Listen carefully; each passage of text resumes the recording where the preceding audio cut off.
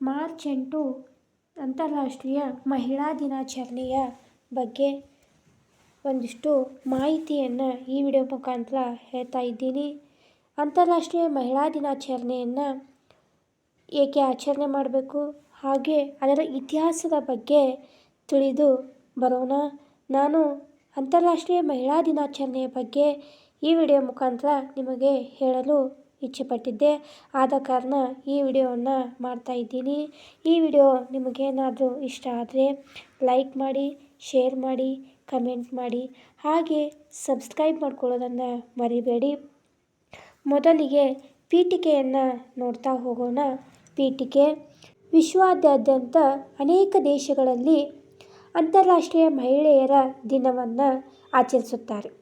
ಮಹಿಳೆಯರು ಒಂದೇ ಕ್ಷೇತ್ರಕ್ಕೆ ಮೀಸಲಿರದೆ ಅದು ರಾಷ್ಟ್ರೀಯ, ಜನಾಂಗೀಯ, ಭಾಷಾವಾರು, ಸಾಂಸ್ಕೃತಿಕ, ಆರ್ಥಿಕ ಹಾಗೂ ರಾಜಕೀಯ ಕ್ಷೇತ್ರದಲ್ಲಾಗಲಿ ಎಲ್ಲದರಲ್ಲೂ ತಮ್ಮದೇ ಆದ ಛಾಪನ್ನು ಮೂಡಿಸಿದ್ದಾರೆ.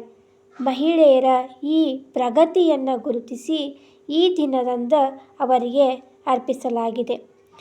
1975ರ ಅಂತಾರಾಷ್ಟ್ರೀಯ ಮಹಿಳೆಯರ ದಿನದ ಸಮಯದಲ್ಲಿ ಮಾರ್ಚ್ 8ರಂದು ಸಂಯುಕ್ತ ರಾಷ್ಟ್ರಗಳು ಮಹಿಳಾ ದಿನಾಚರಣೆಯನ್ನು ಆಚರಿಸಲು ಆರಂಭಿಸಿದವು.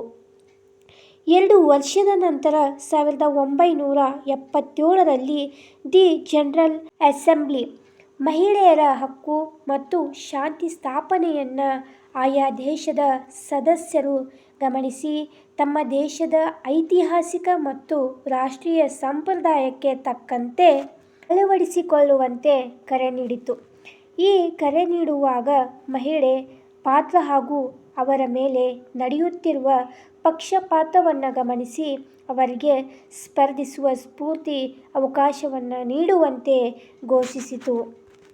ಅಂತಾರಾಷ್ಟ್ರೀಯ ಮಹಿಳೆಯರ ದಿನ ಮೊದಲ ಬಾರಿಗೆ ಹೊರಹೊಮ್ಮಿದ್ದು ಕೂಲಿ ಚಳುವಳಿ, ಲೇಬರ್ ಮೂವ್ಮೆಂಟ್ಸ್ನ ಚಟುವಟಿಕೆ ಉತ್ತರ ಅಮೆರಿಕವನ್ನ ಯುರೋಪ್ ಪ್ರದೇಶಗಳಲ್ಲಿ ನಡೆದಾಗ 1909ರಲ್ಲಿ ಸಂಯುಕ್ತ ಸಂಸ್ಥಾನಗಳಲ್ಲಿ ಮೊದಲ ಅಂತಾರಾಷ್ಟ್ರೀಯ ಮಹಿಳೆಯರ ದಿನ ಫೆಬ್ರವರಿ 28ರಂದು ಕಂಡುಬಂತು. ಅಮೆರಿಕಾದ ಸಮಾಜವಾದಿ ಪಕ್ಷ ಈ ದಿನವನ್ನು ಕೆಲಸದ ಪರಿಸ್ಥಿತಿಯನ್ನು ವಿರೋಧಿಸಿ ನ್ಯೂಯಾರ್ಕ್ ನಗರದಲ್ಲಿ ನಡೆದ ಸರ್ಕಾರಿ ಕಾರ್ಮಿಕರ ಚಳುವಳಿಯಲ್ಲಿ ಪ್ರತಿಭಟಿಸಿದ ಮಹಿಳೆಯರಿಗೆ ಅರ್ಪಿಸಲಾಯಿತು. 1910 ಅಂತಾರಾಷ್ಟ್ರೀಯ ಸಮಾಜವಾದಿ ಕೋಪೆನ್ಹೇಗನ್ನಲ್ಲಿ ನಡೆದ ಚರ್ಚೆಯಲ್ಲಿ ಇತ್ಯರ್ಥಗೊಳಿಸಲಾಯಿತು. ಈ ಪ್ರಸ್ತಾಪವನ್ನು ಅವಿರೋಧವಾಗಿ 100 ಮಹಿಳೆಯರು 17 ದೇಶಗಳಿಂದ ಸಹಕರಿಸಿದರು. ಇದು ಫೀನಿಕ್ಸ್ ಪಾರ್ಲಿಮೆಂಟ್ಗೆ ಆಯ್ಕೆಯಾದ ಮೊದಲ 3 ಮಹಿಳೆಯರನ್ನು ಸಹ ಒಳಗೊಂಡಿತ್ತು. 1911 ಕೋಪೆನ್ಹೇಗನ್ನ ಮೊದಲ ಹೆಜ್ಜೆಯ ಫಲಿತಾಂಶವಾಗಿ ಅಂತಾರಾಷ್ಟ್ರೀಯ ಮಹಿಳೆಯರ ದಿನವನ್ನು ಮೊದಲ ಬಾರಿಗೆ ಮಾರ್ಚ್ 19ರಂದು ಆಸ್ಟ್ರೇಲಿಯಾ, ಡೆನ್ಮಾರ್ಕ್, ಜರ್ಮನಿ ಮತ್ತು ಸ್ವಿಟ್ಜರ್ಲೆಂಡ್ ದೇಶಗಳು ಗುರುತಿಸಿದವು. ಅಂದು 1 ಮಿಲಿಯನ್ಗಿಂತಲೂ ಹೆಚ್ಚು ಮಹಿಳೆಯರು ಹಾಗೂ ಪುರುಷರು ಈ ಚಳುವಳಿಯಲ್ಲಿ ಭಾಗವಹಿಸಿದರು.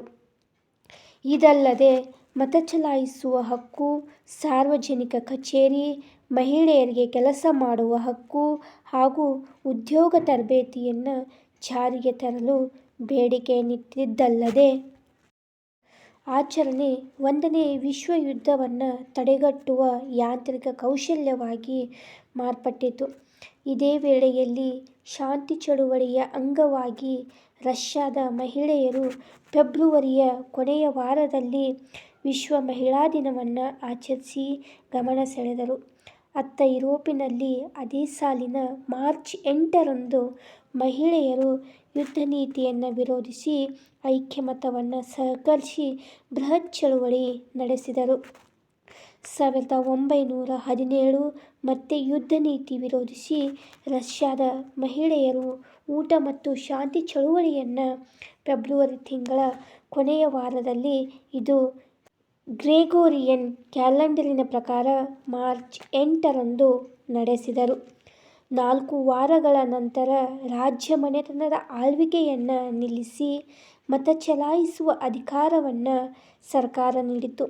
ಅಂದಿನ ದಿನದಲ್ಲಿ ಮಹಿಳಾ ದಿನವನ್ನು ಆಚರಿಸಿದ ಮತ್ತು ಮುಂದುವರಿಯುತ್ತಿರುವ ದೇಶದಲ್ಲಿ ಹೊಸ ಆಯಾಮವನ್ನು ಪಡೆಯಿತು.